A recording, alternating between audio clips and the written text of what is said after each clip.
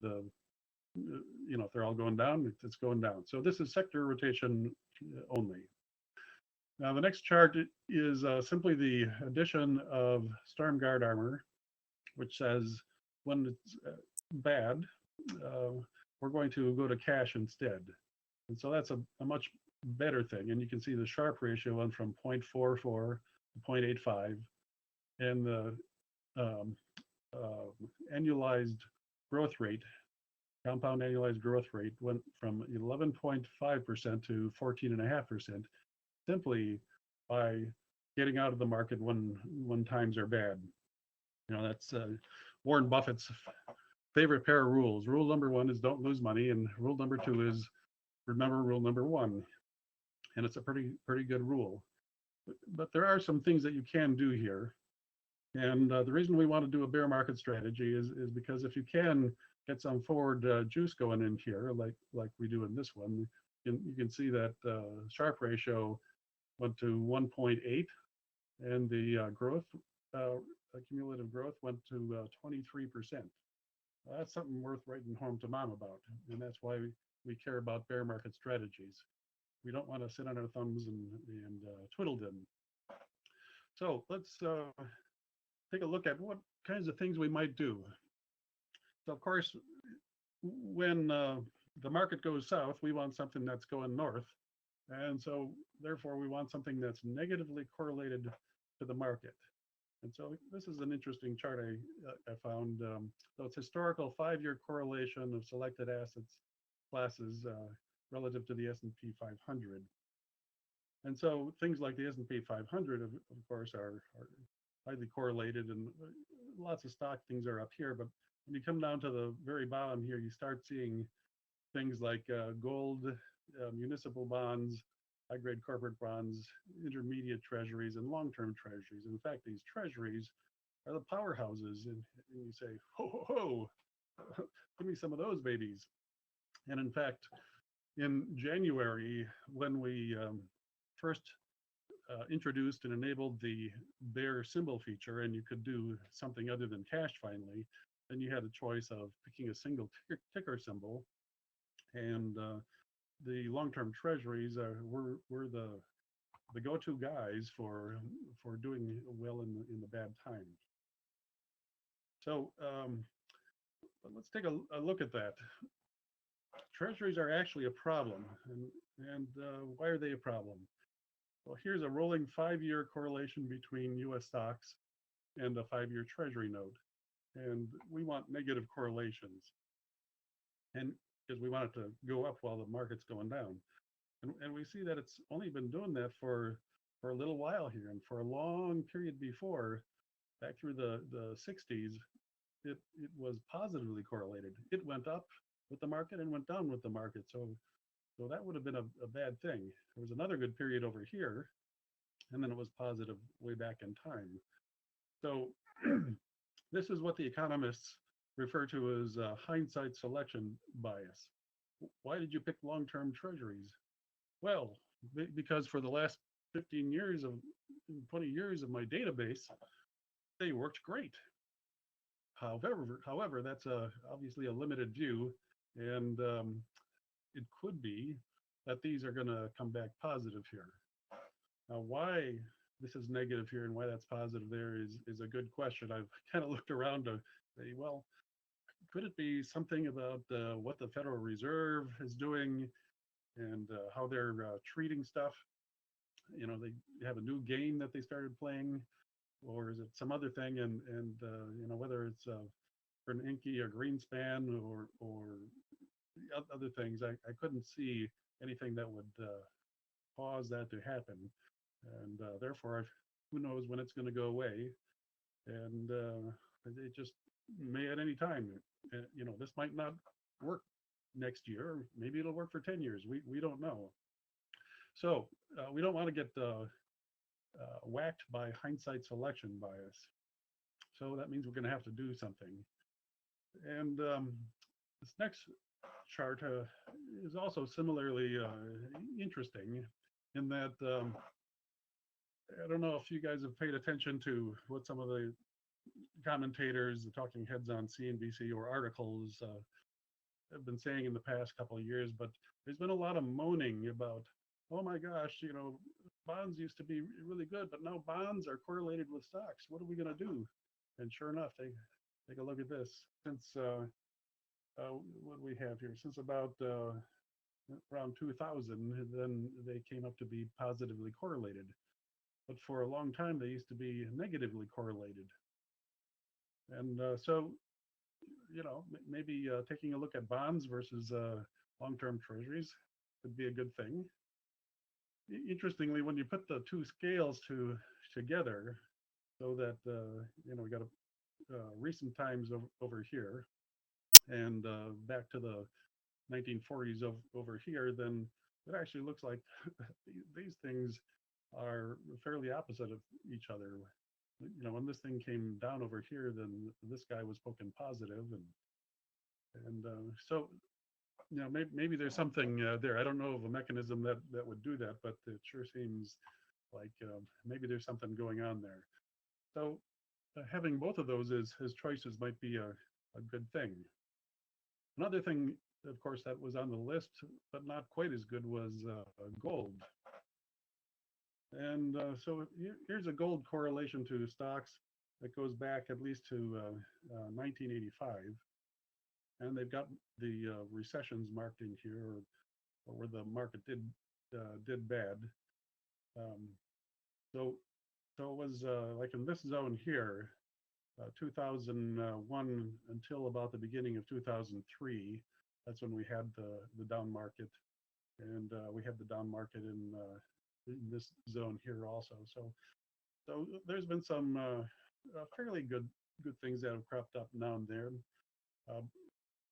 We had a good negative correlation for a long period back here, but there's been times recently where we've had positive correlations too. In fact, there's an article I found that indicated that if you go back all the way to when gold was released from the $32 gold standard, so it doesn't go back forever because we held it fixed for a long time. But over the 45 years where it's been able to track with the market, then it's averaged pretty close to zero correlation. And that may sound like a useless thing. However, the average correlation over a long period of time doesn't tell us what we need to know. We need to, in fact, know that it goes positive sometimes, negative some other times. So altogether here now we have three things that are sometimes good and sometimes bad. And so that to me sounds like a good case for finding an algorithm that's going to monitor this for us. And so again, we're talking about the equivalent of sector rotation, except for this is for bear markets. So we're talking about precious metal, particularly gold, bonds, and treasuries. So to put this whole plan together, then I could just make some things that I would offer up as standard things, but instead I like to offer up a toolbox for folks. And unfortunately, the things that you'd like to offer up, like in green, well, not entirely all. Well, yeah, we've got. It's kind of hard to see. The first couple of these things here are in green. Maybe you can see these next three are in kind of a light blue.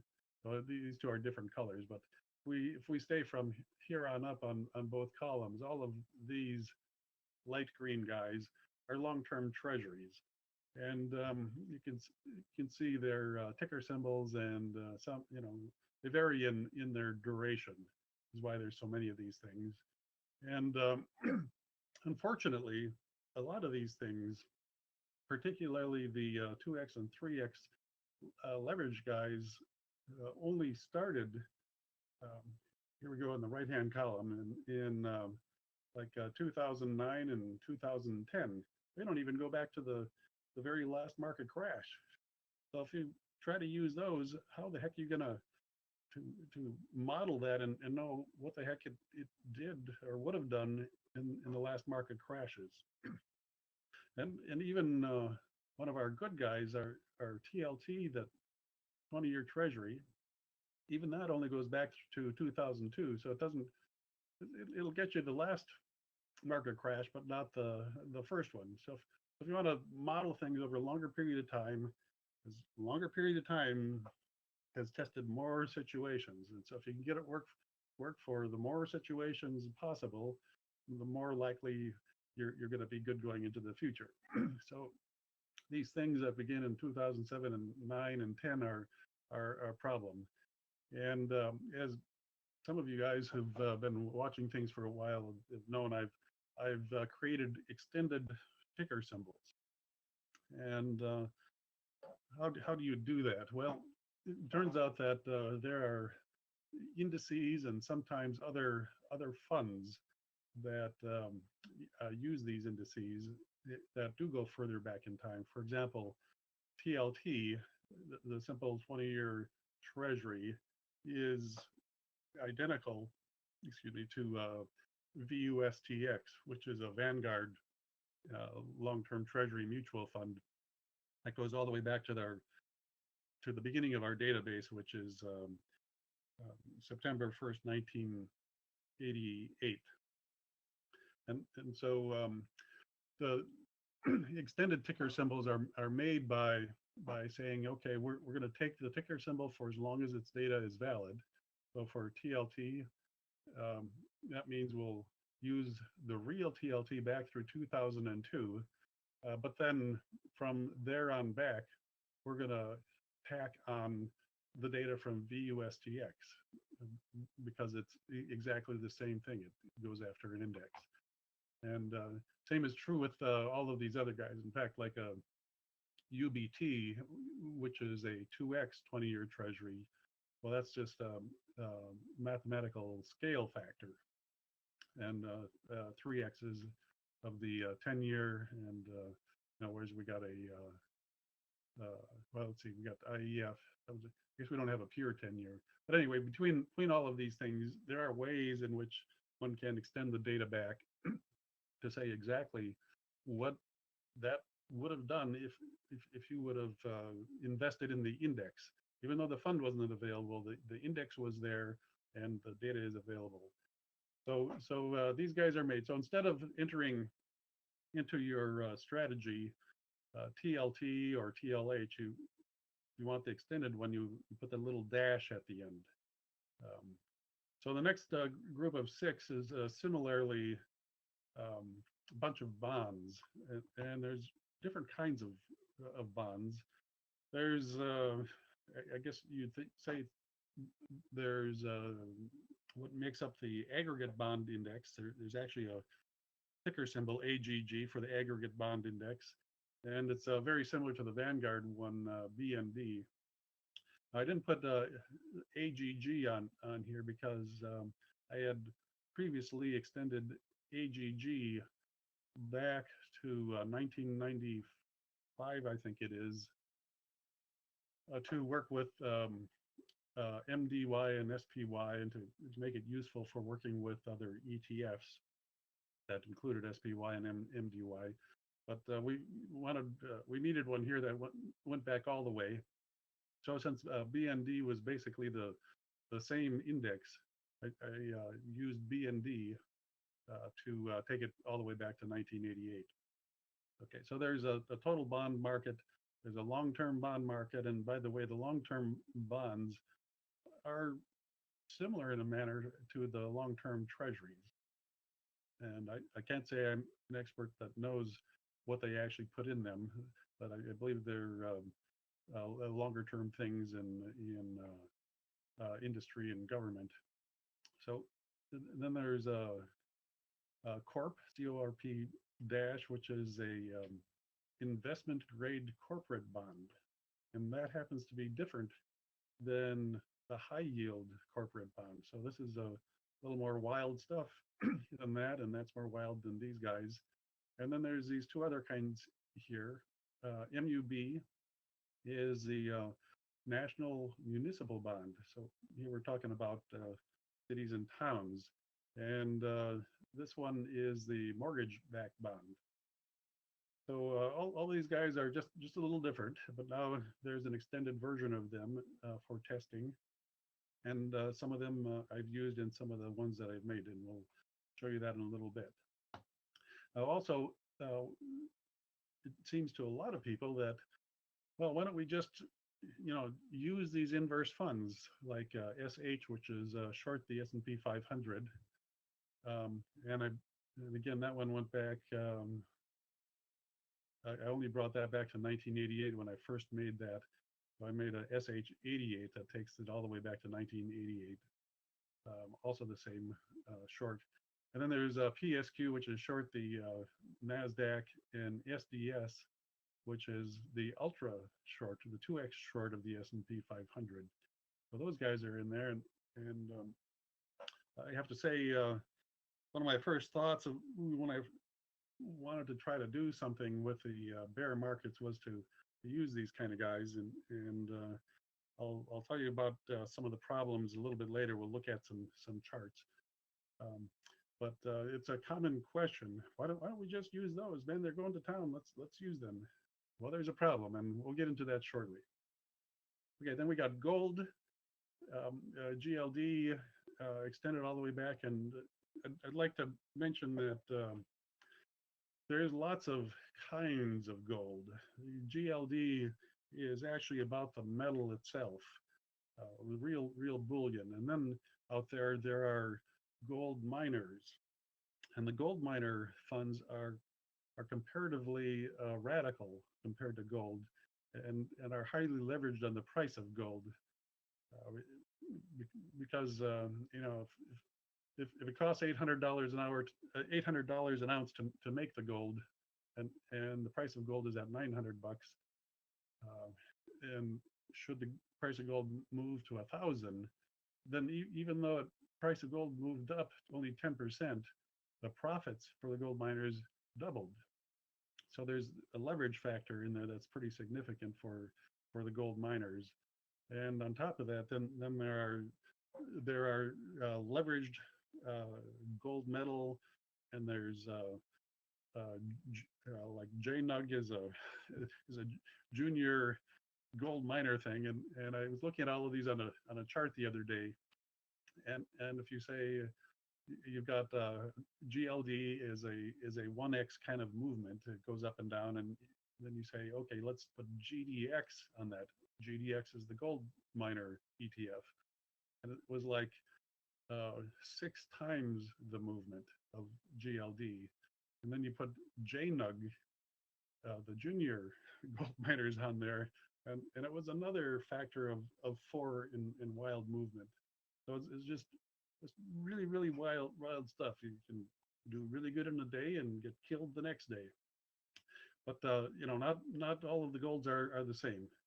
GLD is surprisingly tame enough to trade well against other things. Also in here is UGL2 Ultra Gold that's in there, and then there's these 2 special guys. And it turns out that when you try to put gold and short the market in with some of these other guys, these guys are just like kind of too wild, and whip these guys back and forth, and so they don't play well together, because it's like putting guys who've had sleeping pills on the same football team as guys who've been taking high doses of thick coffee, and they just don't play at the same speed. So I did a little experiment, because I really wanted to find a way to include that asset class, and so I thought, well, what if we water it down a little bit, and what if we made a synthetic ticker symbol, SHGD, which was the same as owning 50% SH and 50% GLD.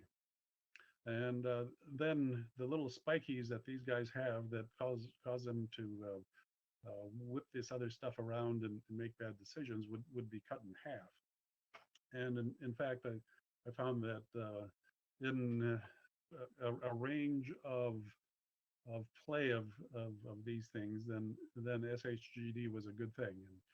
And for the more aggressive guys, when you're up to the 3x guys, then you know, if a little is good, a lot's better. So we got the Ultra Gold paired with SH. So you know, if you really want some of this stuff, you say, just give me a little shug, honey. So we're going to show you where you can get a little shug in just a little bit here. Another important chart I want to show you is the Treasuries comparison. And so you can see the lines of all these different colors, and starting at the left here is SHV. SHV is a very short-term treasury. It's in red here, and it's effectively the same as a money market fund. Money markets use very short-term treasuries. SHY, you can see that's a little bit more, and it starts being more like I think it's the 1 to 3. I might be wrong on that, but I think it's 1 to 3 year treasuries. And as we go across here, then the length of period of these treasuries all gets longer. Like the TLH, by the time we get up here, it's like 7 to 10. Here's the 20-year. UST then becomes 2x of the 10-year, and UBT is 2x of the 20-year. This is 3x of the 10-year, and the very last one is 3x of the 30-year.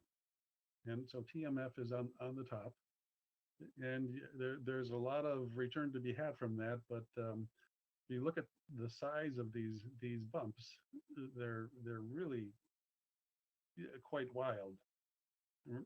Note on here that the step up here is 70% up,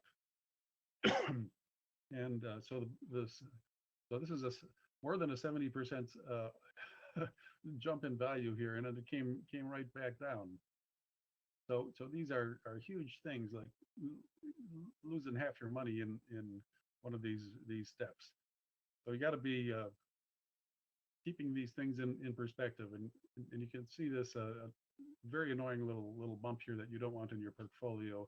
It's smaller and smaller as you go down. So while we're looking at this, I'll just mention there's been a number of conversations I've had, including one just recently with an investment club locally here that I'm in, and the question that's been posed to me by email, as well as some of those guys, was, well, you know, Auntie Jan's going to raise the interest rates here one of these days, and you know, aren't treasuries going to get whacked just like bonds? And so if you look back at the record and you see this thing continuously going up, you don't see Ben Bernanke's rate rise. Well, not exactly. It turns out that if you sort of look at zones, like this zone here, which isn't as steep as this zone here.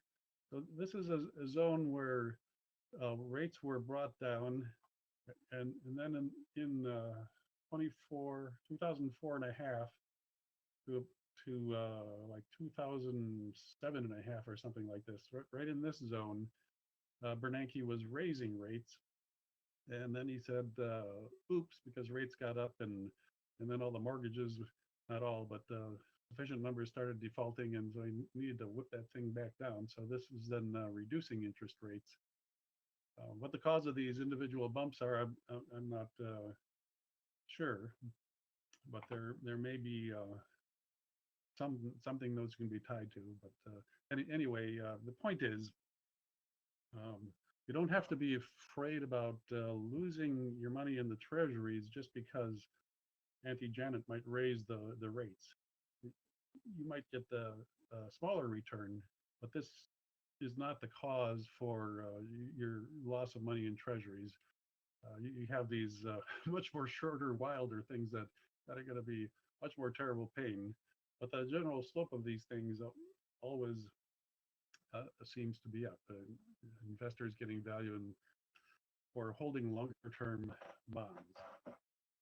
So this is my little indicator here. It's time to go online.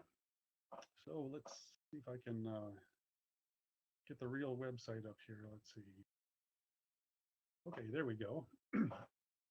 Okay, so this is the home page, and I wanted to just point out to you that the bear market strategies page is available from here, as well as the my strategies page, and I'll show you that in just a little bit. But let's go to the bear market strategies page, and we saw that first chart. We saw these guys, and we just looked at these fellows here. And I'd like to point out there's actually little links in here for articles. Like if you want to see the article where this chart came from, or that chart came from, there's little links in here. Now here, as we get into these extended ticker symbols, if you click this link, it takes you over to the online user guide page, that guy. And there's now, I think, nearly 100 of these extended ticker symbols on here.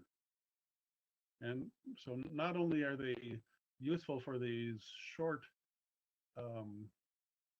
excuse me, when the market's going down, when you want to be short the market, you want to be in treasuries or some other thing. Not only is it good for there, but some of these other guys, why they are here is these 2x ETFs and 3x ETFs down here, again, have the problem of not starting until 2008, 9, 10, and so they don't go back before the last market crash. And the worst thing that you can do is to take a bunch of these 2x and 3x guys that are not extended and say, well, let's just model them since 2010.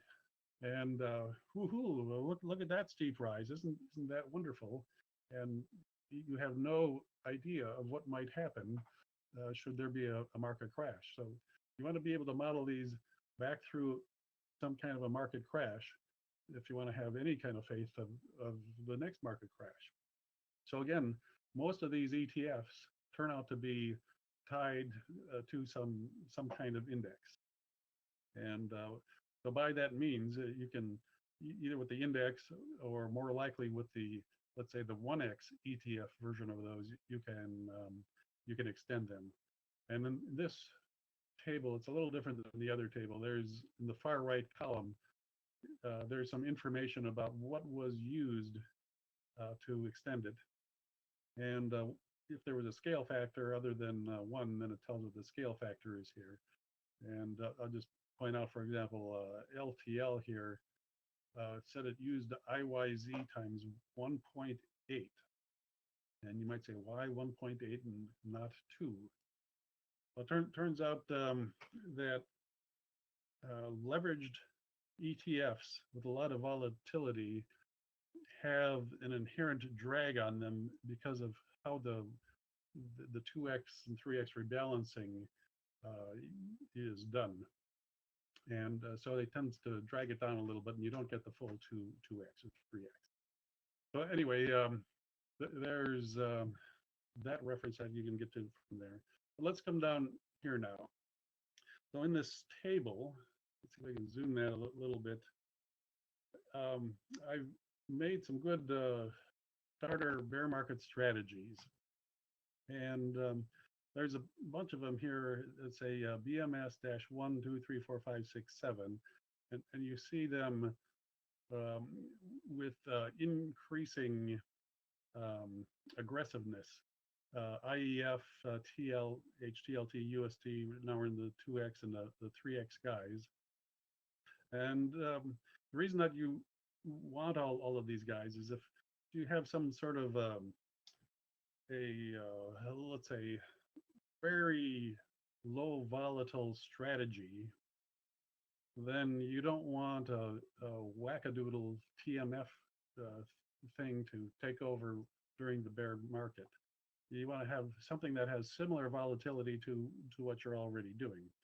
And so I made a whole range of these guys. And for each of these guys, to see what they are, you can click the chart. I guess I zoomed a little too much here. Let's see.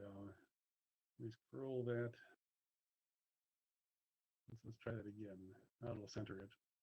Okay, so you can see that within this thing, then we've got not only do we have the IEI and IEF, but then we've got the BND and the Corp and the mortgage-backed guy in there.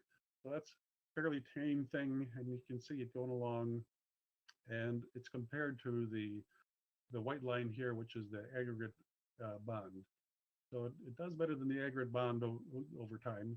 And the important thing is that you want these guys to have the opportunity to contribute. If you know, if IEF and IEI aren't the magic thing, then you want it to be able to go over to bonds, etc.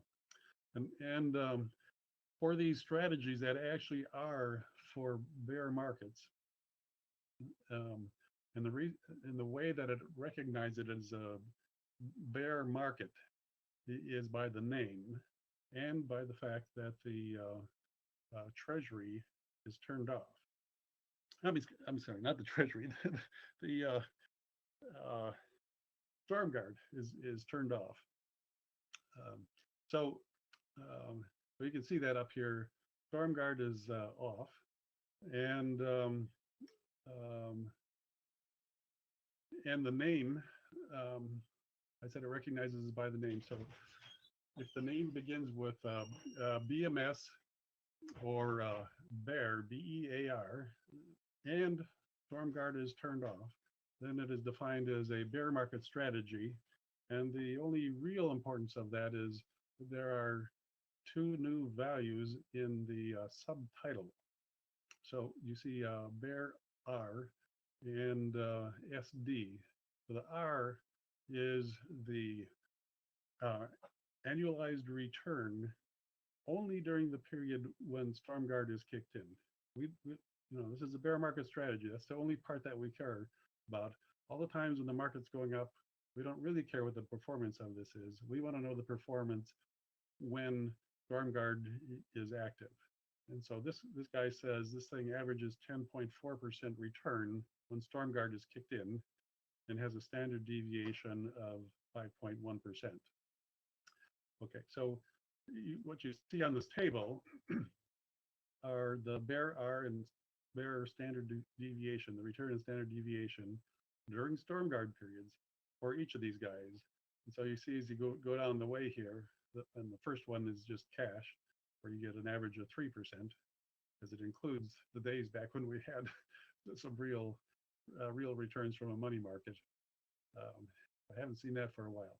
But then they go down the list here, you got 10.4%, 13, 16, 22, 36, 40, all the way up to 54% per year if you're using this EMF bear market guy. And for most of these guys, then you typically the standard deviation is in the neighborhood of about half of the annualized return.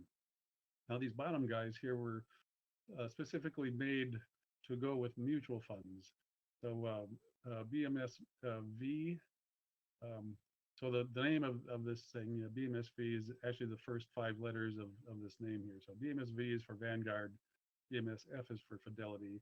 And if we click the Vanguard one, just for example, then you'll see that it's filled up with Vanguard bonds and intermediate term treasuries and things of that nature. They're the kind of thing that you'd use if you're forced to trade over at Vanguard. And usually trading mutual funds, it is good to trade those funds at the fund sponsor. Trade Fidelity at Fidelity, for example, because at Fidelity, it's a $7.99 trade and it gets the buy and the sell. But if you go over to E-Trade or some of these other places, you might pay $19.99 each direction or whatever their price is.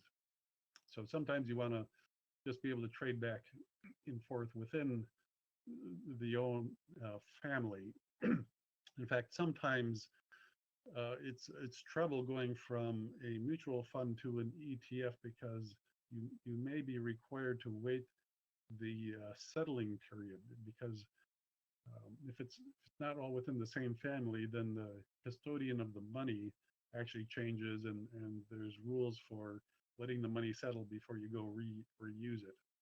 Now, with the Fidelity, that used to be a problem. I can't speak for the others, but I did just determine recently, half a year ago, I called and talked to Fidelity, and in fact, these days you can sell a mutual fund, like a Fidelity sector fund, and then go right out without waiting for any settling time. Go right out and buy an ETF.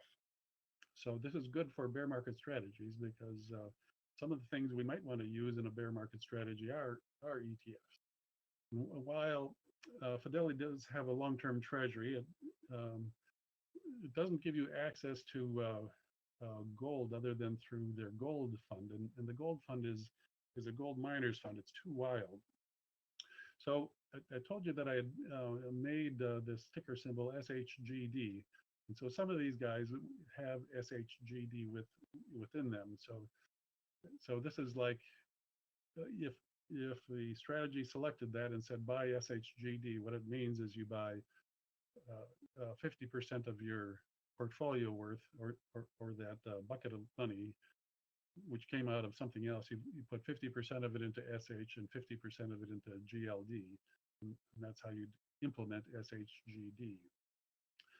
Okay, so this button here gives you a screenshot of how each of these things are constructed. So the ones on the left here are all the mutual fund guys. And let's just say they're good and fine, but let's take a look over here at the ETF guys. And what you find is that if you're gonna have some nice smooth stuff, then you initially stay with IEI and IEF. They're the 1 to 3 and 3 to 7 year treasuries. They're pretty smooth. And the aggregate bond and the mortgage-backed bond and corporate bond.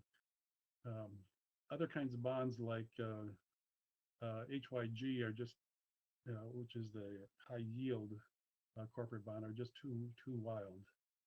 So that makes a nice smooth kind of a thing. And next step up is TLH. So it's TLH and the one below it, IEF. So this is a 7 to 10 along with a 3 to 7 and the same bonds. When we get up to TLT, which is getting a little more aggressive, then we find that HYG, the high yield guy, plays well with these treasuries, and also SHGD is able to be used. And as we continue on, you see the increasing aggressiveness.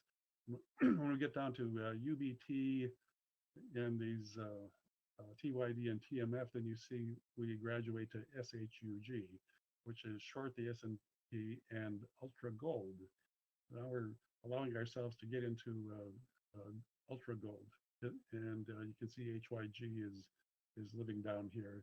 So the high yield corporate bonds are available to us here too. So those are there, and if you would like to, let's see, did I just lost my I think I just closed the internet here, so I have to go log back in. Sorry about that. Let's go do that. So log in.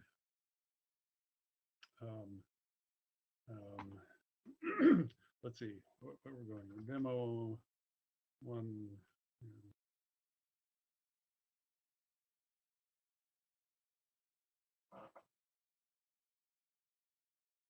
I click that. Okay. So but we don't actually want to go there quite yet. Let's go back to the bear market strategies page. Okay, so here's the table of all the ones that I made, and an important point here is that if you want to use these, the bear market symbol, remember the advanced properties for StormGuard had the text box for your bear market symbol. Instead of dollar, cash, or UBT, you just put in this bear market symbol, and it grabs it in, and it passes up to you in the buy and sell during StormGuard periods. It looks down underneath and sees what's inside this guy and what it's selecting, and it brings it all the way up to your buy and sell. If you want to modify these, and probably a good half of you are aggressive, clever guys that think you can maybe make something a little better or tune it for your own purposes. So you can grab these directly, if you like, by getting their strategy ID and using it in the Find a Strategy pop-up. Click the blue S icon, and so that's a selected strategy pop-up, and you paste in the strategy ID, and then you'll bring this thing in exactly. The other point that I'd like to just mention here is this DSD. This is the decision shift days parameter. Turns out that this is, of course, relative to the end of the month. So if I have a -1 decision shift days as part of my advanced properties, then it means we're not going to make the decision at the end of the month. We're going to make it one day before or 2 days before. And it seems that it's typical that when you start getting into leveraged ETFs, 2x and 3x guys, and even the narrower sectors, that having a decision shift days of -1 or -2 for the even more aggressive ones actually provides better performance. It's been suggested to me that part of the reason for that is the way in which the 2x and 3x ETFs are actually implemented using futures contracts and such. And so it's not exactly like the kind of leveraging you might think, but they're able to model it in that way. But apparently it has a little bit of effect. So hence these guys, you put in BMS-6 as your bear symbol, it's going to trade. It's going to make its decisions one day before the end of the month. And so if you decide you want a -2 or a 0 there, the thing to do is to grab this guy and make your own version of him and put in -1 or -2. Okay, so this chart here. So this is a chart that's trying to show what do these things do for you. And so the way I wanted to show what they do for you is by saying, okay, let's generate a bunch of strategies, and all of the strategies only have the choice of owning the S&P 500 or SPY when the market is good, but they all can do something different when StormGuard tells them to go for safety. And so the one I've labeled BMS0 here says cash. So the red line here is following along with the S&P 500 and then goes to cash. You can see it flat there for a period, and then continues on with the S&P 500, goes to cash. So that's the pure StormGuard armor going to cash. And all of these other guys, instead of going to cash, have gone to one of these different bear market strategies. And you can see that the most aggressive one is one with TMF, which is a 3x 30-year Treasury, and you can see it has some fair size bumps on there. I wouldn't recommend using that for anything other than playing with the wild stuff, playing with the wild 3x ETFs. But your normal strategies, you probably want to be looking at somewhere between BMS3 and BMS5 is really good selections. And it's going to be, when you look at your strategy, how do you decide which one to use? It's going to be a choice between return and risk. Because as you go up the ladder here, you're going to add more volatility in places. And as long as you can actually stand that added volatility and you don't care about it, then going up the ladder to a more aggressive one is probably a good thing. And I'll just point out on here for scale factor, we've got two lines drawn on here. A 25% return line is a logarithmic chart, so it's a straight line for 25%, straight line for 10%. And so the S&P is about where you would expect it here. And you can see that this is a significant good thing. Okay, so I think now we're going to go over to my strategies page. Actually, let's see. So we're just going to click the login button here. So I put together a couple of things here as illustrations. And the first one is kind of like the very first chart you saw, which just uses MDY and SPY. And if I click on that, then we see the red and the green and going to cash. And in this instance, just for starting someplace, I said, let's start with the death cross. Now, the death cross is a very simple algorithm that's been around for a long time. And it's about having the 50-day simple moving average cross the 200-day moving average of the S&P 500. So when the shorter time constant thing starts heading south and passes through the 200-day thing, then we get out. So on the way down, they call it the death cross. And some people on the way up call it the golden cross, because now you're about to make money. And so we can see, if we take that simple algorithm and being in and out of cash with it, then it performs like this. And I'll just point out, so the long-term average return is 11.8%, and you can see that it gave us a 0.77 Sharpe ratio. Now, I'll say that this 0.88 Sharpe ratio actually has to do not with the S&P 500, but with this white line here, which is actually looking at the aggregate bond, and that's a pretty smooth thing. Usually the S&P 500 Sharpe ratio is about 0.43 or something like that. So you know, death cross is not a bad thing. But let's make a modification. Let's just leave it in cash. The bear symbol is cash. But now we're going to go from death cross over to StormGuard armor. And for those of you who've not had the opportunity, because maybe you're new and haven't had the opportunity to look in at StormGuard armor. StormGuard armor was introduced this spring, and it's a very sophisticated bear market detection scheme that uses 3 different views of the market. Most of the bear market detection schemes out there just use one thing. We're going to look at the S&P 500 and look at it in this way. But the StormGuard armor incorporates looking at volume and highs and lows as well as the price, and it makes better decisions of when to get in and out of the market. So I've clicked that to select it, and now it's asking me to agree. Yep, I'm changing something, and so it runs the strategy.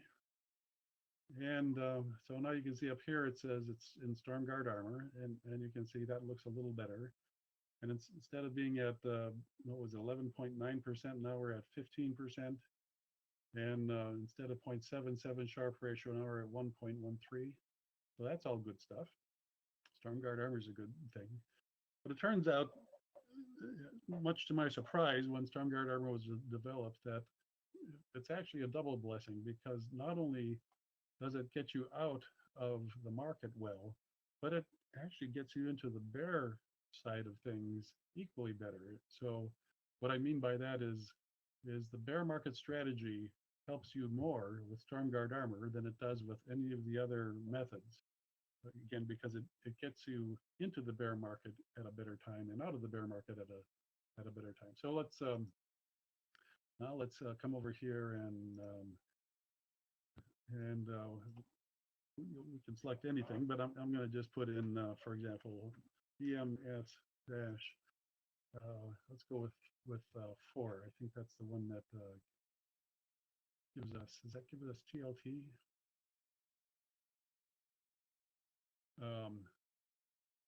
Yes, except for right now, instead, better than TLT, it says the long-term bond index, which is similar to TLT, is the one that's being selected.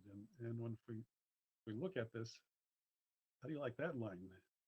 Now we've got something that goes from lower left to upper right, as they say, and instead of being at 11.9 or 15.5%, now it's at 21%, and instead of 1.1 Sharpe ratio, now we're at 1.57.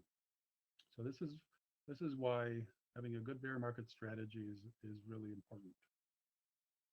Okay, so down here, the next thing I have on the list is a combination of just SPY, the S&P 500, and SH, which is short the S&P 500.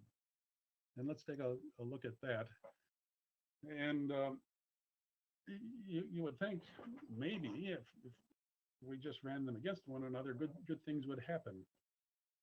But this is about the best you can make happen from it. And you know, we're back down again to 11.3%, which was down at the no better than StormGuard. Plus, interestingly, we put this terrible spike in here, and that's kind of a medium-sized bump too. But our Sharpe ratio is down at 0.65, which tells us we've got a lot of volatility here. And so, why is this true? What happens here? Well, in a trend-following system, you're coming along here and you're looking to see which trend is better. And one of the bad things that happens, consider this blue guy here, as we start following his trend up, and he creates this huge positive going trend, gets to the top, and in a trend following system, in order for the blue guy to give up being the leader, he has to transfer to some other fund that has a trend that is surpassing his trend. But at this point of the pinnacle, he's just created this astronomical trend value, and there's nobody around to compete with it. And so it then hangs on to it. It's still a trend leader because it's looking back, you know, usually number of weeks to maybe a couple of months.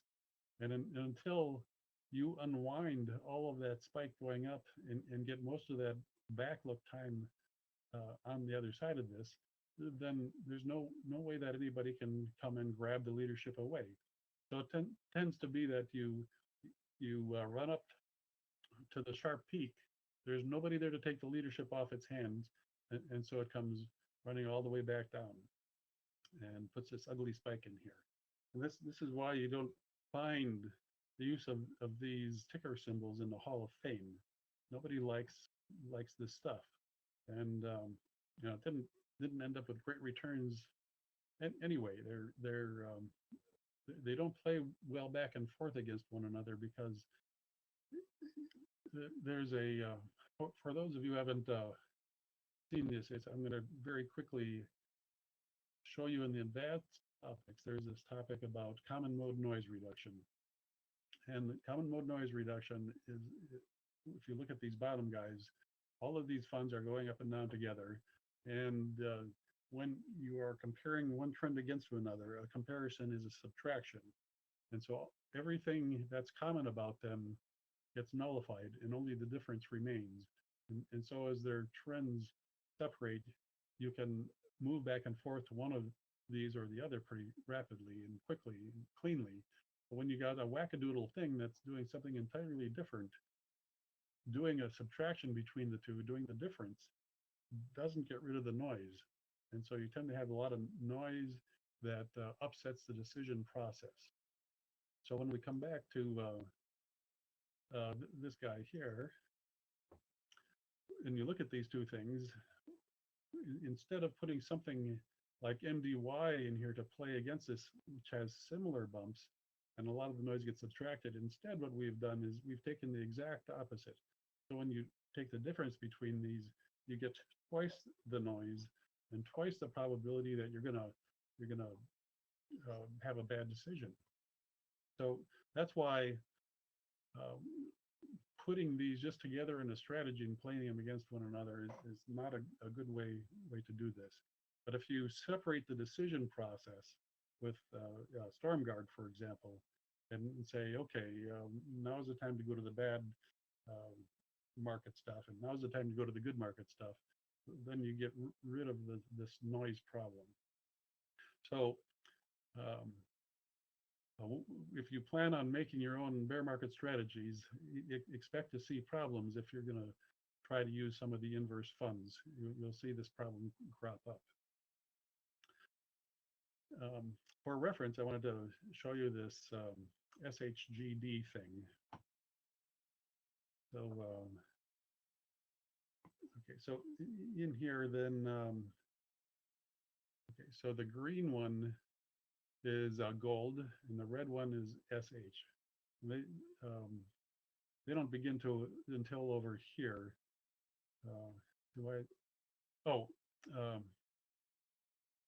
Yeah, in order to show you this, I put all of these things in there together. SHGD is actually made with longer duration versions of the gold and the SH. So SHGD really does go back that far.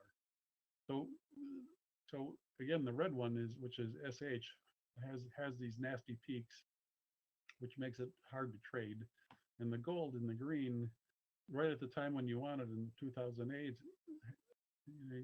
it takes this raggedy trip down. At the same time, this thing is going the other way. But if you put the two together and on 50% each, like in the blue line down here, or actually the yellow one here, then the raggediness settles down, and it makes it so that it can more easily transfer leadership back and forth to these other more sedate things. And so that's what SHGD is about. I wanted to come down here and say, okay, let's take a look at this SpiderMan Gold fund, SPDR for the Spider sectors. And you can see there's a bunch of those guys in here. And the way this strategy is set up right now is it's got StormGuard standard, which isn't too much different than the Death Cross. It's a little bit improved, but kind of on the same level. And so we see here a strategy that's doing about 20% long term. Has a little trouble here. In fact, the trouble here actually has to do with why StormGuard armor is really important, because all of these original StormGuards, the Death Cross, and a bunch of other similar things out there all have an Achilles heel, and it's if markets only go down for a little while and then come back up, a short spike down and back up, like when we had the problem in Japan with the reactors. That was about a week event, and none of the indicators moved into bear markets. It waited that through, sharp drops off and snap back. But if they go down and stay down for about a month or so, that's long enough for a lot of these bear market detection systems to trigger. And in last August and last January, they went down for a little over a month, and then as soon as everybody got out and said, I guess it's a bear market, then they popped back. And so you ended up having some whipsaw losses. So you see that problem going on here. And I think it also goes on a little bit in here. So anyway, so let's take a look at what we can do with this thing. It's already got a Sharpe ratio of 1 almost, and a return of 20%. So let's just first implement StormGuard armor, and we'll stay just going to cache. and it's busy. It's done, calculated already, and so now in this case, we increased the Sharpe ratio up to 1.1. That's kind of smoother. We still have this interesting little spike here has to do with the silver, which is pretty spiky. And we fixed up this problem in here, but we apparently are out of the market at times. Like you can see right here, StormGuard Armor took us out where this blue guy still had a little bit of a run, and so we didn't exactly get better returns. We did 18.7, which is about similar. But now if we instead say, let's not just sit in cash here, but let's do something that's actually going to town here, then we get something much different. Let's start with let's say a BMS-3. So it's sort of a mild one of those guys. And the score, if you didn't see it, went from 63 to 81. And that's looking a lot better. Now we're up to 24% return. But BMS-3 is kind of a sedate thing. That's some of the more mild treasuries.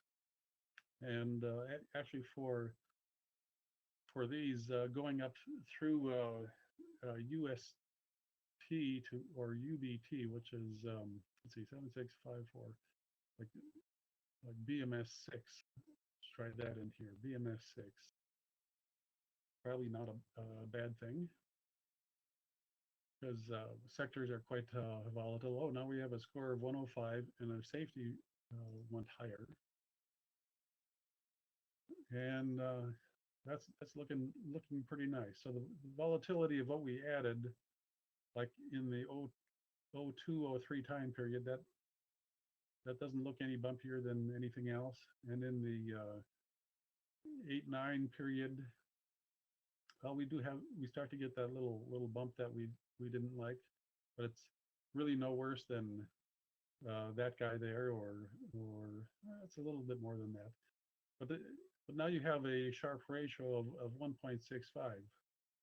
So over most of the time, it's much better, and a return of 31.8%. So we started to get a little more risk in this area here. And in fact, let's just go all the way up to the most aggressive one, which is BMS7. At least the most aggressive one that I made. You may be able to do better. So what do we have here? So 1.26 out. It actually does not. Well, it fares a little bit better. It actually has better return, but you see it's starting to look more ragged.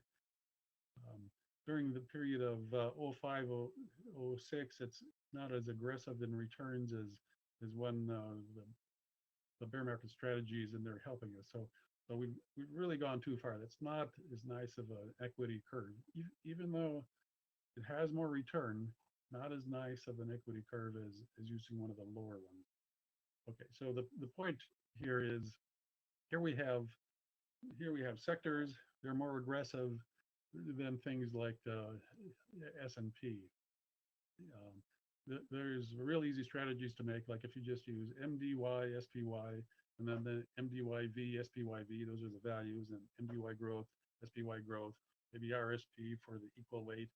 Put those guys in there and apply BMS4, and you've got a tremendous strategy. It's real easy to do something with things that aren't even sectors.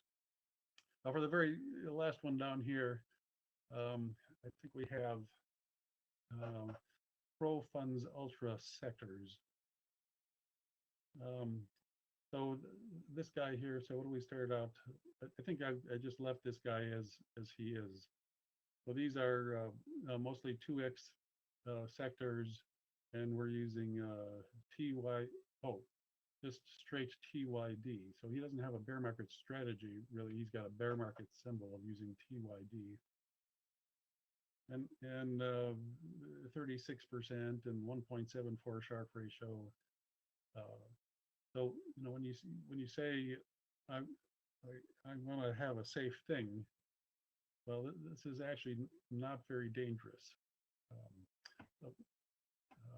all in all, because of the features that SectorSurfer puts in here to get out of harm's way. Let's put in. So I guess the point of this one I wanted to put in here is TYD is already doing a pretty good thing. And one of the things we'd like to demonstrate perhaps is that when we make a more complicated thing that allows us to go to gold or short the market or to one of these aggressive bond funds, that in fact they're not getting in the way of TYD. TYD is producing well now. We don't want to kill it by putting these other things in, but yet we want the other things to have the opportunity should they have a turn. So we're going to put in the TYD equivalent for the bear market strategy is EMS6. And busy, that's here, UBT done. Okay. And so here it came up with just about exactly the same return, 36.8%. Sharpe ratio is just a tinge down. So even though there might be slight more wiggliness on here, there is the risk of hindsight selection bias. If you only use TYD, it might be next year or 5 years from now, long-term treasuries are going to go positively correlated and would really hurt you. But by having a bear market strategy that allows gold or the inverse market or some of these treasuries to come into play, make sure that this kind of performance can continue. So with that, I think it's true. Yes, we're to the end of the lollipop here, except for looking at chat questions, and let's see. I see there's a few of them here, so like a lot. Static, no audio, some. There's some messages on here from earlier. Thank goodness, wow.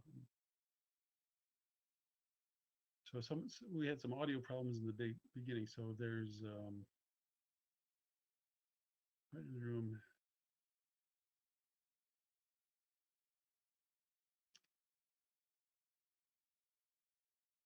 Okay, so this one says I'm using BMS5 and -7 to get good improvement over UBT. Okay, I guess that's just a statement. Here's one says, I'm a big chicken. I use TLH and IEF, but have switched to BMS2. Currently trying to integrate a VIX strategy with my safety portfolio for better returns with higher safety. I'll just comment on that. There's a fairly new SectorSurfer. It's a friend of my brother. My brother's a power surfer, and he generates power surfer friends. This guy is all about the 3x stuff, and he's got this very aggressive strategy going on that he calls the triple kicker elixir, and he's made a bear market strategy, and the bear market strategy includes one of the VIX symbols, and he's getting a little action out of that. So I think it's VIXM dash. So I'll just mention that in case one of you guys wants to try that out. I am hoping that I can actually create a Hall of Fame tab for bear market strategies. I've got to figure out how I can actually organize that, because of course you don't want the TMF stuff, the highly aggressive stuff, to be knocking at the TLH. more sedate stuff off the map. So I've got to have a couple of little categories. But I'm going to try to find a way to allow users to generate their own amazing things, get them listed, get some credit for it. Everybody who shares in the Hall of Fame gets great ideas from it and goes on to make things a little better for themselves and everybody else. So it's a nice kind of thing, and I'm going to try to do that for the bear market strategies. So hopefully we can find some things that are even better than what we have, but we have a good starting point. But believe me, I know you guys are going to come up with better stuff. You always have. When I put the Hall of Fame out there, I was amazed at what was generated by you guys. Okay, so another question. Are the bear market strategies incorporated into all of the SOSs? Yes. As of just before the end of the month, well, let's be careful with that. The master SOSs, the master strategies of strategies, you may recall, we manage and maintain and update. They're very complex things. If you tried to implement it yourself, it would cost an arm and a leg. So we made these master strategies for just a little, like 2x a regular thing, and it incorporates a whole bunch of stuff. But the trade-off is there's nothing in it that you can edit, and it is a master, one size fits all. And another good thing is we take care of the maintenance and the updates as needed. So this means that all of the master strategies, I went through them at the end of the month, and I applied the various bear market strategies to them. So they're all incorporated in there. Now, if you have your own strategy of strategies that you built on your own page, then you have to put in whatever bear market symbols that you want. You have to do that yourself. So if it's a master strategy of strategies, we've got it in there. If it's your own homebrew, you have to take care of that with your own selection for bear market strategy. So here's a good question. The guy says, I had the same question. Well, okay, it's the same answer. Let's see. I have tried to duplicate some, and I know he used the single bear market funds in some of them. I'm not sure what that's saying. I think this is a conversation that was going back and forth between a couple of guys. Okay, and looking at a couple of the portfolios, it looks like the supporting strategies for the portfolios have flipped over to using the new bear market strategies. That's true. Aha, says somebody. So it has to have something to pass to leadership. Or it will stay in the fund as it drops. Yes, exactly. That's a really important thing. And that's why, for example, when you look at stocks, it's a really important, closely related thing. There's some stocks which are like Generous Electric. Okay, General Electric, which is not that different from the S&P 500 or maybe in a MDY or something like that. It's because it's such a broad company. But then there are other things that are just such volatile little companies, and you may like them, but if you see sharp spikes on them, it's a recipe for a problem. You climb up that sharp spike and it pulls the rug out from under your feet and you go right back down. No sharp spikes. They're the enemy of trend following. It's just the way it is. Now there's all sorts of kinds of day trading.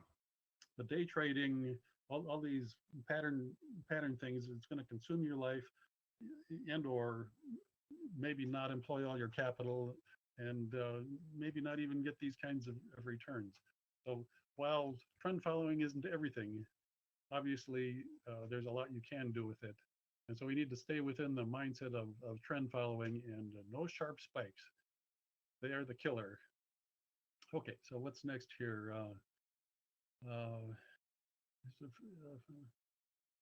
Will you be integrating the BMS strategies into your SOSs? Yes. all the masters. Yes, we went over that. Uh, where will the recording be found on the website and when? That's a good question. I have to apologize for not posting these things. Um, there's way too much always to do, and for example, developing these bear market strategies and all of the software to handle them and deliver them and serve them up and deliver and the web pages, all this kind of stuff actually took a huge amount of time, as did StormGuard, and I had to decide um, whether I'm going to develop those things, which I think are really important because they're really about money, versus developing web pages to post copies of these things. And so I'll just say to you, I will get them up eventually, but it's not going to be right away. And so please email me about it. I'll respond. They'll give me the recording link later tonight. Perhaps I can probably post it on the meetup site in one of the messages. Um, Next question. With stock dividends greater than bonds, why would the stock market go down? Because people are irrational.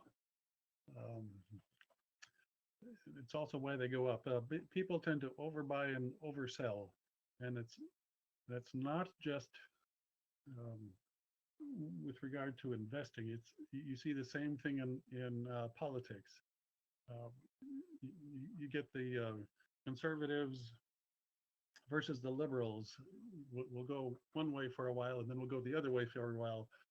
We can't just be a happy middle. We swing back and forth, whether it's politics or this money here, investment. You know, what's it really worth? Um, well, in 2008, you remember everybody got spooked. We thought the financial system might fall apart and everything was going to go to hell. And so nobody wants to be the last one to sell. So you get this torrent of people selling. And when things are going up, when Apple was doing well, or some of these biotechs going up, everybody wants to be on the bandwagon until the thing gets to be too highly priced. So we tend to overbuy and oversell. Unfortunately, we don't have a fixed ratio that everything is is decided by. So we have market volatility, and it is the way it is. I see. So more questions keep coming in. Let's see. So we come down here. What is the general content of the talk on September 8th? Oh, on September 8th. So this is, yes, September 6th. September 8th is in St. Louis. In St. Louis, it'll be a combination of an introduction to SectorSurfer. If you go to the home page, I'll just see if we can go there right now, just to show you something. Let's see. So if we go to the home page, for those of you who have not seen this, down here by this owl, there's this AAII seminar link, and it's a 45-minute seminar of the type that I've been giving to the AAII chapters around the country. This one's 2 years old, but all the fundamental technology, you know, if you really are a kind of guy that wants to know a little bit more about the math behind it, watch this video, because there's more in there than you'll find on the website about some of the real technical stuff. So it'll be some of that, and then so what I mean is on the 8th in St. Louis, it'll be some of that. I've pared back some of that to add some stuff about bear market strategies, StormGuard armor, and I think that's about all I'll have time for on that trip. Okay, so that's on the 8th. Let's see. So I lost track of maybe I'll do these in reverse order since I forget where I was on the other. Hey, Scott, are there three variables that make armor, Storm Guard armor, trend, momentum, sentiment? Are they equally weighted? No, no, they aren't. Um, let's go to Storm Guard armor here for a moment. That's a good question. So Storm Guard armor is made of three components, as he said: price, trend, momentum, and sentiment. And they are not equally weighted, but I think as it says down here at the bottom, uh, the price, trend, market momentum, and value sentiment signals are then combined together using the principles of fuzzy logic to produce the final Storm Guard armor result. What does fuzzy logic mean? Doesn't mean that you have a quart of bourbon you're working on. what it means is that, for example, in the little charts you see above here with the red, green, and the blue, these guys are all doing something. And I'll just say the green guy is so-called momentum, and so that is very similar to the daily price momentum in blue, which is like Storm Guard, basic Storm Guard. But the green one is modified a little bit based on the volume, the daily volume that's traded. And so when this goes way down, it means the big boys, the institutionals, the mutual funds are not trading. They're sitting on the side. And turns out my best interpretation for what all these things really do is, like, when this green guy goes down and saying that the big guys aren't doing anything, what it really means is they're sitting at the door ready to run. If a big nasty shoe drops, they're out the door and you're holding the bag. So when this goes negative, it means it's dangerous to be in the market, because if a shoe drops, then you get hurt. It's more likely that you're going to get hurt rather than if something happens, we're not going to spike up, or we'll look at it with a jaundiced eye. Similarly, the red one is about sentiment. And what I mean by sentiment is sentiment about the bottom of the market and the top of the market.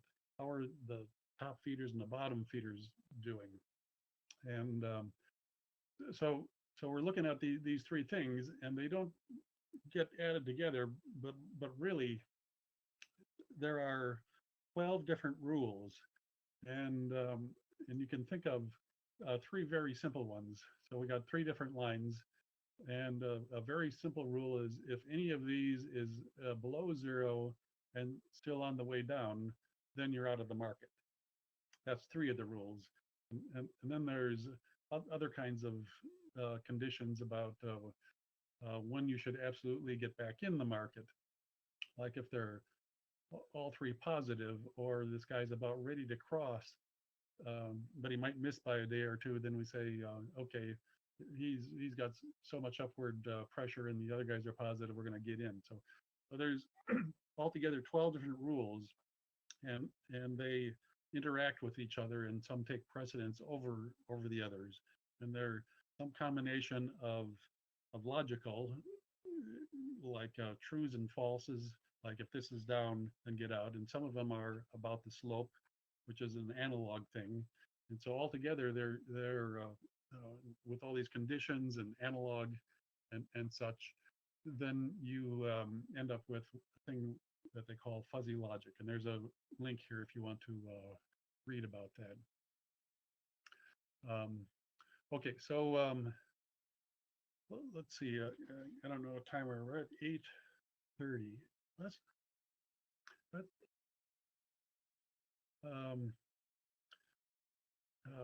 Do bear market strategies cost anything? Yes and no. Mostly no. And let's see what that means. Let's see if I got a. Let's go back to the login here. Okay, so if I do what I did here, like over here, I put in BMS6 into this guy. It didn't cost me anything.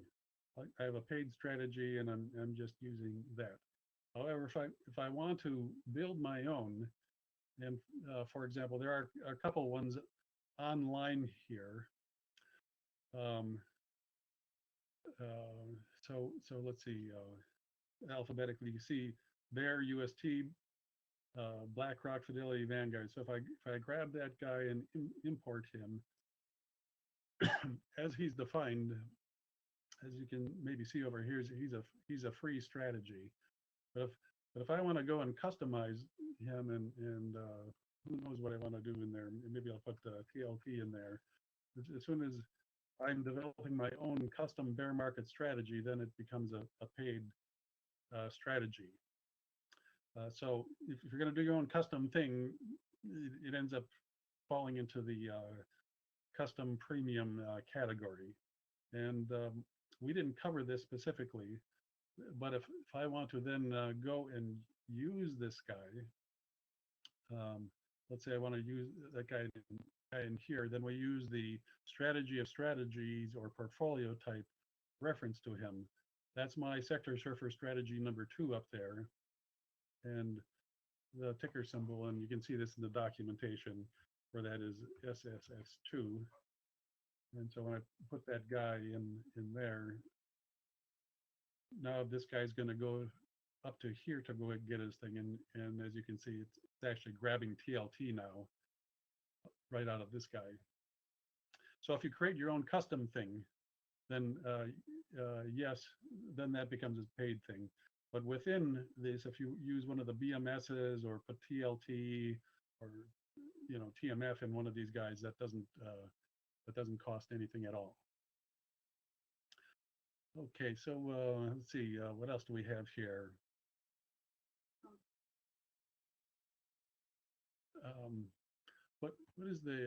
What issues is strong filtering intended to address?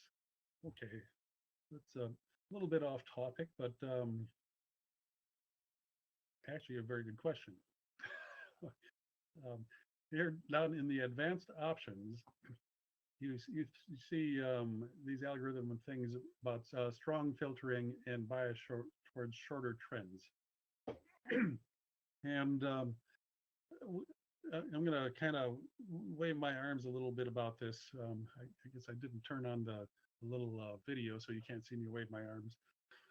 but to wave my arms and flap my lips about it, when you are measuring the trend of something, of course, the character of, let's say, a bond market is different than the S&P 500, which is different from the, let's say, electronics sector fund, and that's different from commodities, and that's different from other things. So all of these things have different characteristics, and so one size filter does not fit all. And in fact, what's really important is what is the remnant noise after you do the comparison. So if I subtract one thing from another, what's left over? Okay, so I'll tell you what that means. So generally, I find that if you are dealing with sectors like healthcare, electronics, aviation, banks, these kinds of things, then the algorithm finds a lot of common mode noise to get rid of, and you don't need stronger filtering. And so there are guys that you can add into the mix, and there are presentations I've given half a year ago, so I should have cycled back through these things. But if you look at the noise of certain types of things, like let's just stick with the Spider ETFs. People come at the Spider ETFs and say, well, my granddaddy and my daddy said I should just grab all this stuff that's all different and throw it in a pot, and because you own a lot of it, then it should be good. But under modern portfolio theory, then there's no decisions to be made. You just hold things and hope they all average out. But in trend following, then you have to make decisions every month or second or third month. There's a decision to make, and if the thing is flailing around, then the probability of making a poor decision increases. Okay, so it turns out that certain kinds of funds actually leave more noise or add more noise to the decision. And the ones that I mentioned are generally play well together, and they don't need strong filtering. And in fact, if you look at the um, tuning characteristics, if you get the advanced the spreadsheet, download the spreadsheet. There's a tuning characteristics set of data there, and what you find is that good sector strategies tend to tune with around 20-25 days of time constant. But if you then throw in something like commodities or REITs or utilities, well, those things like utilities and REITs tend to be more highly affected by short-term interest rate moves, which is a different dance than factories per se. and so when you add these things in, they cause the strategy to need to filter the noise a little more. You need stronger filtering. So basically, what stronger filtering means, in addition to what I just told you, but what it technically means is we use not just a moving average filter, but we generally use a double moving average filter, meaning that it's twice filtered, just like your favorite beer. But stronger filtering actually means it's triple filtered. So you do a first smoothing, and then you smooth that, and then you smooth it again, because there's just so much noise in it. So one can do a better job at looking in hindsight and saying, oh, I understand why I needed to click the stronger filtering. But a lot of times when you look at your set of funds, you don't really understand what's in them and how their intimate little or intricate little noise characteristics interplay with one another. And so sometimes it's a good thing to let it start with its standard default selection, and then generally it turns out that with StormGuard armor, since the algorithm isn't having to fight the characteristics of the down market so much, it generally turns out that you don't need the bias towards shorter trends as was important in the past before StormGuard armor. And when you get your commodities, REITs, and utilities, those kinds of things into a strategy, then you may find that the stronger filtering makes it behave better. That was a long answer, but it's a messy, complicated thing, but that's why it's there. So just build your strategy and try checking and unchecking them, and you over time you get a feel for it and understand it better. But it's actually much quicker to try it than try to predict how it should be. So let's see what other questions. Can SectorSurfer now be called an automated risk-on, risk-off platform? Yes, or your yin-yang investing. Holistic, okay, yin-yang. Yeah, you could do that. And in fact,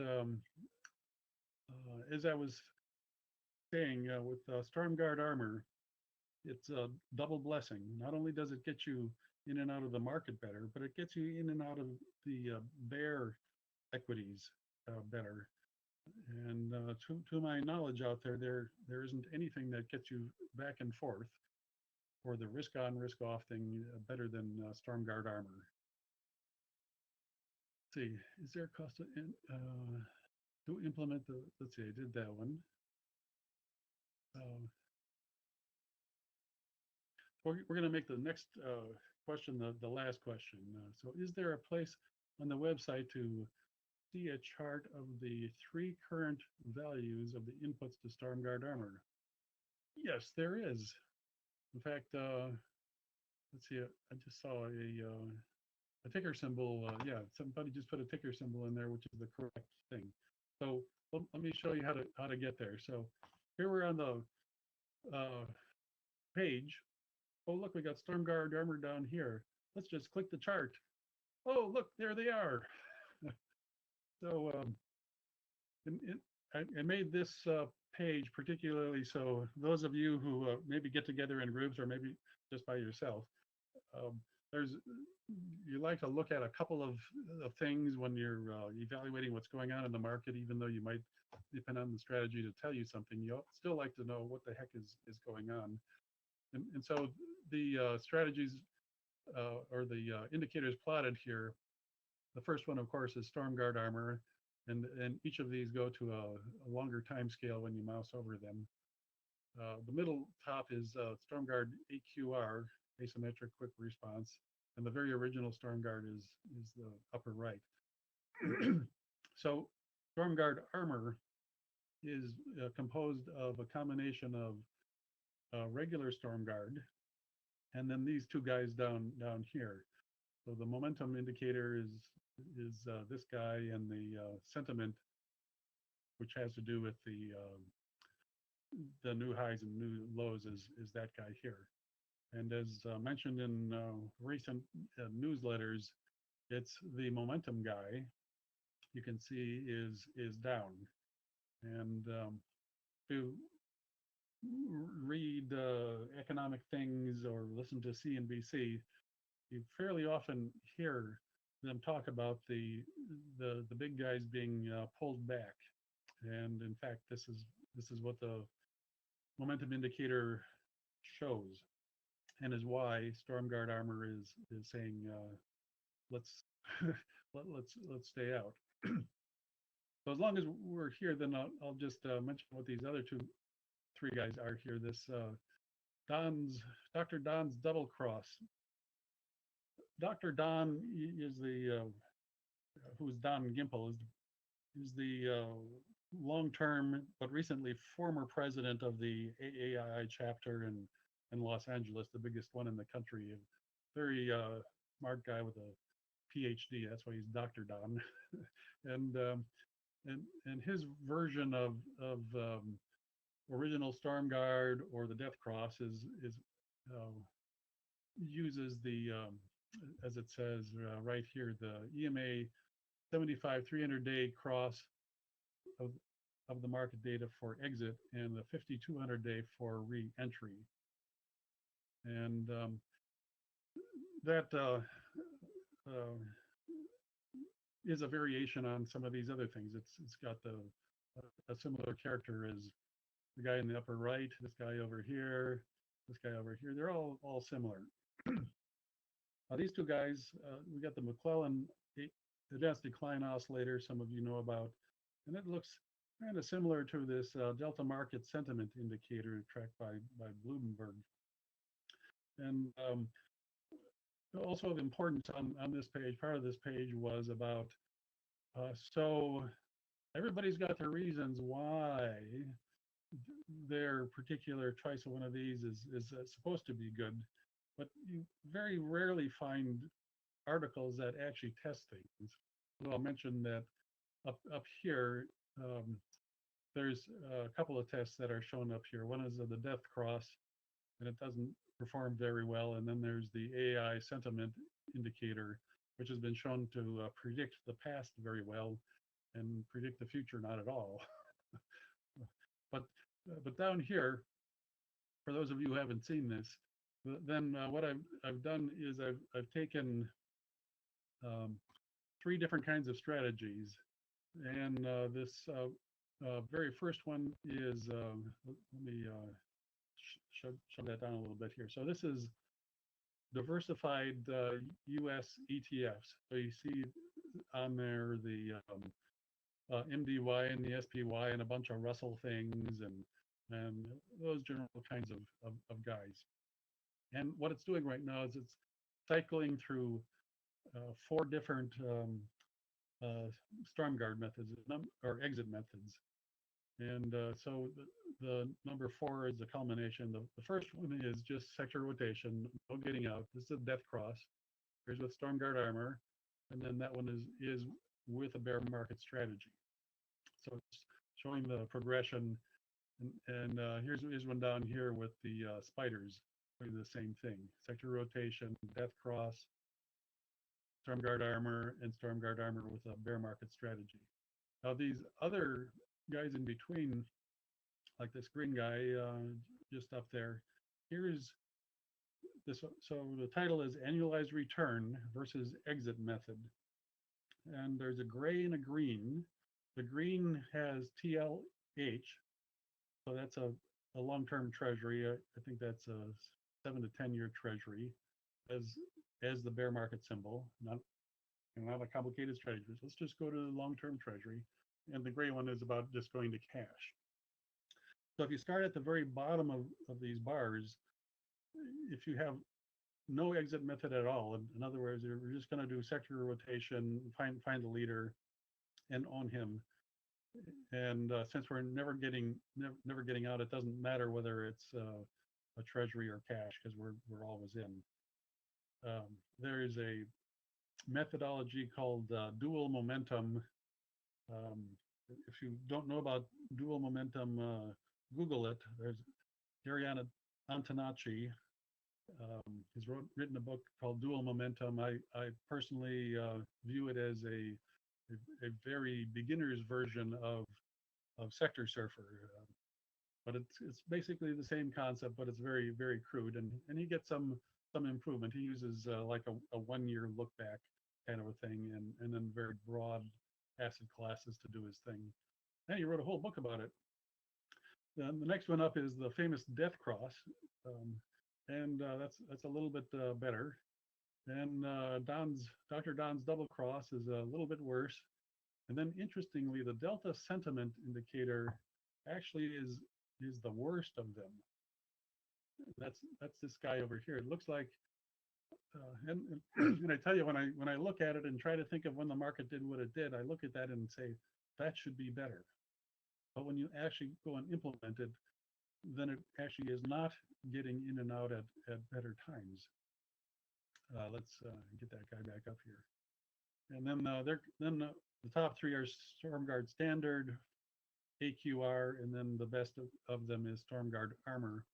And one of the things I want to point out is look at the difference between the gray and the green lines.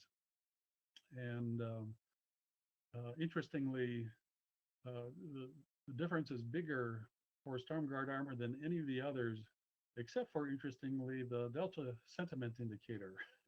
and I kind of think that's because they move in and out faster, and so that helps them. But they're still sucking dust. So there's all these guys, and this other one over here is just about doing the same thing with the Sharpe ratio. And so Storm Guard Armor is a really important thing, as you can see, and then having the bear market strategy behind it is also really important. So with that, I thank you very much for attending tonight, and I'm going to wish you all a good evening. And of course, you need to surf well and prosper. Sector surfers don't walk on water. This isn't the end, it's the beginning of investing better tomorrow. So have a good evening.